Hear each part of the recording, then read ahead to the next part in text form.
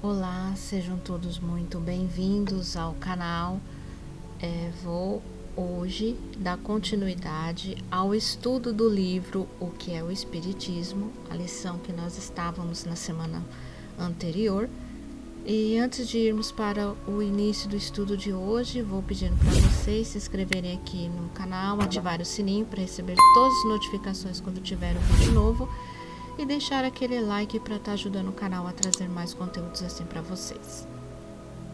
Que cada um reúna suas lembranças e ver-se-á quantos fatos desse gênero, dos quais não se dava conta, ocorreram não somente à noite, durante o sono, mas em pleno dia, no estado de vigília mais completo. Outrora olhava-se esses fatos como sobrenaturais e maravilhosos, e se os atribuía à magia e à feitiçaria. Hoje os incrédulos os colocam à conta da imaginação, mas desde que a ciência espírita deu-lhes a chave, sabe-se como se produzem, e que não saem da ordem de fenômenos naturais. Crê-se ainda que os espíritos, pelo único fato de serem espíritos, devem ter a soberana ciência e a soberana sabedoria. Foi um erro que a experiência não tardou a demonstrar. Entre as comunicações dadas pelos espíritos, há as que são sublimes de profundeza, de eloquência, de sabedoria, de moral, e não respiram senão a bondade e a benevolência. Mas, ao lado disso, há as muito vulgares, levianas, triviais, grosseiras, mesmo, e pelas quais o espírito revela os instintos mais perversos. É, pois, evidente que elas não podem emanar da mesma fonte, e que se há bons espíritos, os há também maus. Os espíritos, não sendo outra coisa que a alma dos homens, não podem naturalmente tornarem-se perfeitos, deixando seu corpo até que haja progredido, conservam as imperfeições da vida corpórea. Por isso, se os vê em todos os graus de bondade e de maldade, de saber e de ignorância, os espíritos se comunicam geralmente com prazer, e para eles é uma satisfação ver que não foram esquecidos. Descrevem voluntariamente suas impressões em deixando a terra, sua nova situação, a natureza de suas alegrias e de seus sofrimentos no mundo dos espíritos onde se encontram. Uns são muito felizes, outros infelizes. Alguns mesmo suportam tormentos horríveis, segundo a maneira pela qual viveram, e o emprego bom ou mau, útil ou inútil que fizeram da vida. Em os observando em todas as fases de sua nova existência, segundo a posição que ocuparam na terra, seu gênero de morte, seu caráter e seus hábitos como homens, chega-se a um conhecimento senão completo, pelo menos bastante preciso do mundo invisível, para se dar conta do nosso estado futuro e pressentir a sorte feliz ou infeliz que ali nos espera. As instruções dadas pelos espíritos de uma ordem elevada sobre todos os assuntos que interessam a humanidade, as respostas que deram às perguntas que lhes foram propostas, tendo sido recolhidas e coordenadas com cuidado, constitui toda uma ciência, toda uma doutrina moral e filosófica sob o nome de Espiritismo. O Espiritismo é, pois, a doutrina fundada sobre a existência, as manifestações e o ensinamento dos espíritos. Essa doutrina se acha exposta de maneira completa em O Livro dos Espíritos para a parte filosófica, em O Livro dos Médios para a parte prática e experimental, e em O Evangelho segundo o Espiritismo para a parte moral. Pode-se julgar pela análise que damos adiante dessas obras da variedade, da extensão e da importância das matérias que elas abarcam. Assim como se viu, o Espiritismo teve seu ponto de partida no fenômeno vulgar das mesas girantes.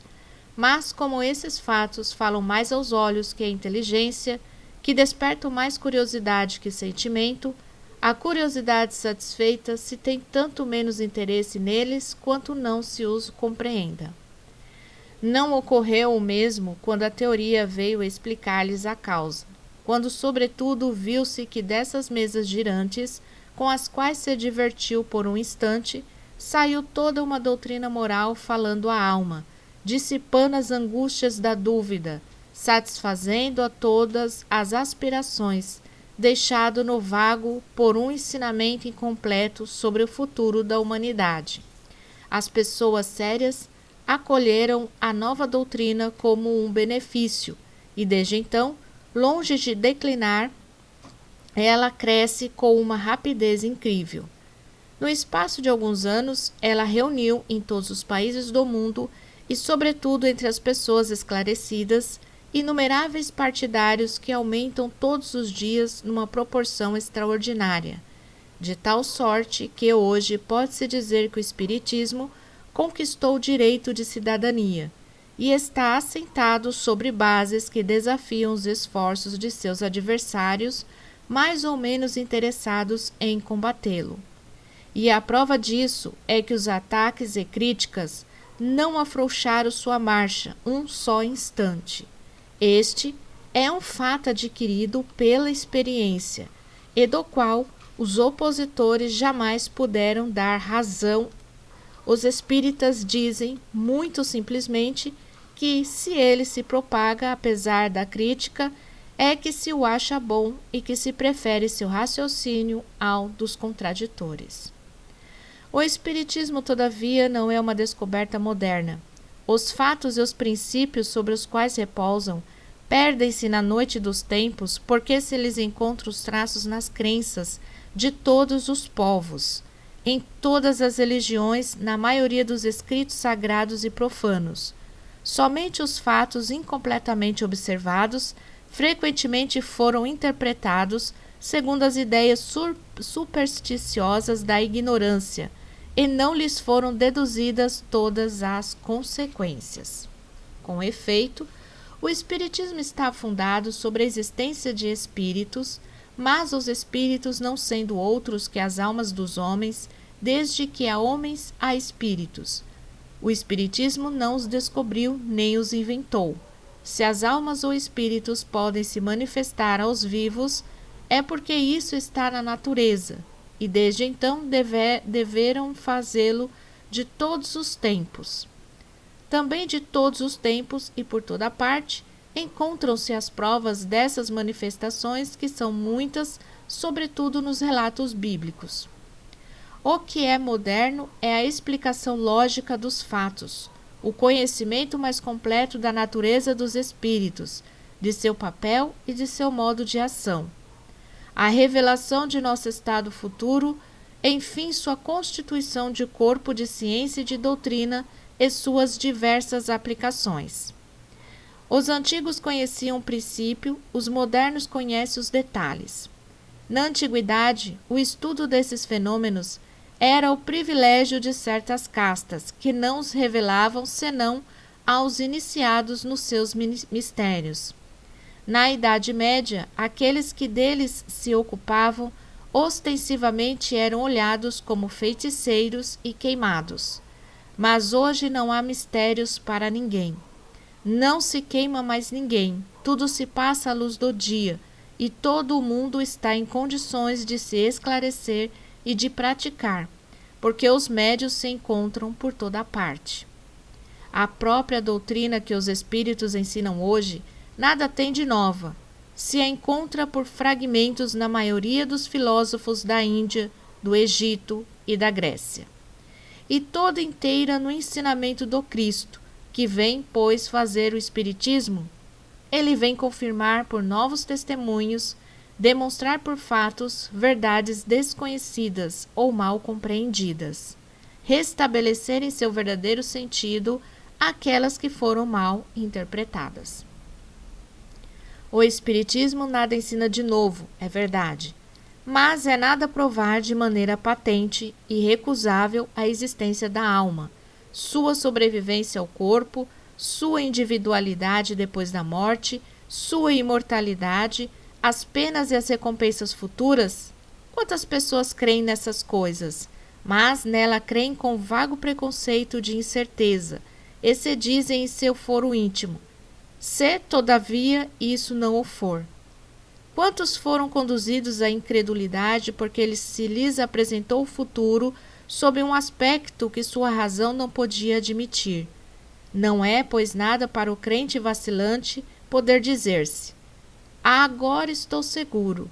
Para o cego de rever a luz, pelos fatos e pela sua lógica, o Espiritismo vem dissipar a ansiedade da dúvida e deduzir a fé àqueles que dela se afastaram.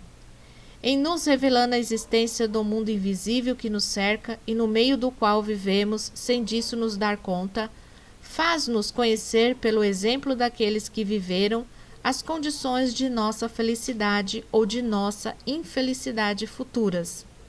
Explica-nos a causa de nossos sofrimentos neste mundo e o meio de abrandá-los. Sua propagação terá por efeitos inevitáveis a destruição das doutrinas materialistas que não podem resistir à evidência. O homem convencido da grandeza e da importância de sua existência futura, que é eterna, compara-a à incerteza da vida terrestre, que é tão curta e se eleva pelo pensamento, acima das mesquinhas considerações humanas. Conhecendo a causa e o objetivo de suas misérias, suporta-as com paciência e resignação, porque sabe que elas são um meio para chegar a um estado melhor. O exemplo daqueles que vêm de além-túmulo descrever suas alegrias e suas dores em provando a realidade da vida futura, ao mesmo tempo prova que a justiça de Deus não deixa nenhum vício sem punição, nem nenhuma virtude sem recompensa.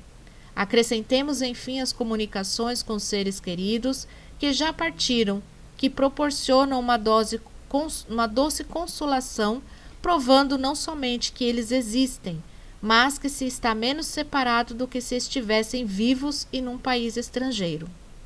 Em resumo, o Espiritismo abranda a amargura dos desgostos da vida, acalma os desesperos e as agitações da alma, dissipa as incertezas ou os terrores do futuro, detém o pensamento de abreviar a vida por suicídio. Por isso mesmo, torna felizes aqueles que nele penetram, e aí está o grande segredo de sua rápida propagação.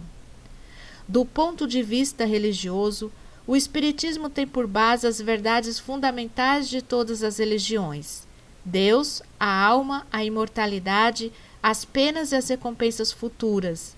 Mas ele é independente de todo culto particular. Seu objetivo é provar àqueles que negam ou que duvidam que a alma existe, que ela sobrevive ao corpo, que ela suporta, depois da morte, as consequências do bem e do mal que fez durante a vida corpórea. Ora, isto é de todas as religiões. Como crença nos espíritos, é igualmente de todas as religiões, do mesmo modo que é de todos os povos, uma vez que, por toda parte que haja homens, há almas ou espíritos, que as manifestações são de todos os tempos e que o relato se encontra em todas as religiões, sem exceções.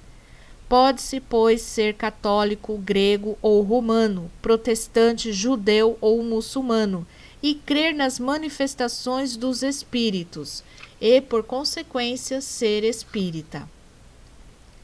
A prova é que o Espiritismo tem adeptos em todas as seitas. Como moral, ele é essencialmente cristão, porque a que ele ensina é, senão, o desenvolvimento e aplicação da do Cristo, a mais pura de todas, e cuja superioridade não é contestada por ninguém. Prova evidente de que ela está na lei de Deus. Ora, a moral é para o uso de todo o mundo. O Espiritismo, sendo independente de toda forma de culto, não prescreve nenhum deles e não se ocupa de dogmas particulares. Não é uma religião especial, porque não tem nem seus sacerdotes e nem seus templos. A aqueles que lhe perguntam se fazem bem seguir tal ou tal prática, ele responde: se credes vossa consciência induzida a fazê-lo, fazei-o. Deus tem sempre em conta a intenção. Em uma palavra, ele não se impõe a ninguém. Não se dirige àqueles que têm a fé e a quem esta fé basta, mas a numerosa categoria dos incertos e dos incrédulos, ele não os arrebata da igreja, uma vez que dela estão separados moralmente no todo ou em parte. Lhes é necessário fazer 3/4 partes do caminho para nela entrarem. Cabe a ela fazer o resto. O Espiritismo combate, é verdade, certas crenças, tais como a eternidade das penas, o fogo material do inferno, a personalidade do diabo, etc.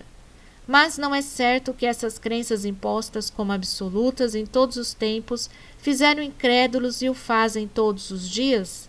Se o Espiritismo, dando a esses dogmas e dá a alguns outros uma interpretação racional, conduz à fé aqueles que dela desertaram, não presta serviço à religião?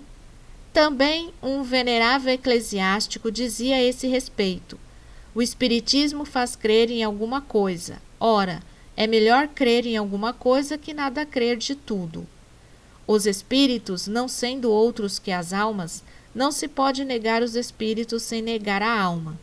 Admitindo-se as almas ou os espíritos, a questão, reduzida à sua mais simples expressão, é esta: as almas daqueles que morreram podem se comunicar com os vivos? O Espiritismo prova a afirmativa por fatos materiais. Que prova se pode dar de que isso não seja possível? Se isso for, todas as negações do mundo não impedirão que isso seja, porque não é nenhum sistema, nenhuma teoria, mas uma lei da natureza. Ora, contra as leis da natureza, a vontade do homem é impotente. É necessário, por bem ou por mal, aceitar-lhe as consequências e a elas conformar suas crenças e seus hábitos.